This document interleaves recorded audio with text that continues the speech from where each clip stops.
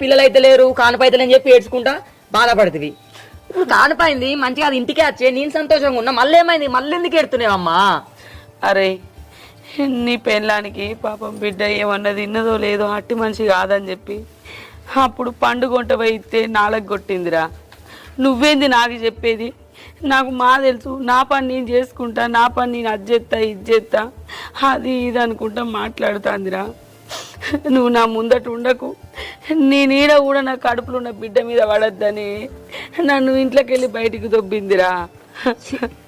మొన్ననే చెప్తే మంచిగా కలిసిమెలిసి ఉండుర్రి అనుకున్నట్టు దేవుడు మనకు కనుకరించిండు, నాకు ఒక కొడుకో బిడ్డను ఉట్టబోతుంది మంచిగా ఉండాలని చెప్తి, మళ్ళీ ఈ నొల్లేంది మీ ఇద్దరిది నాకు అర్థమైతే లేదు.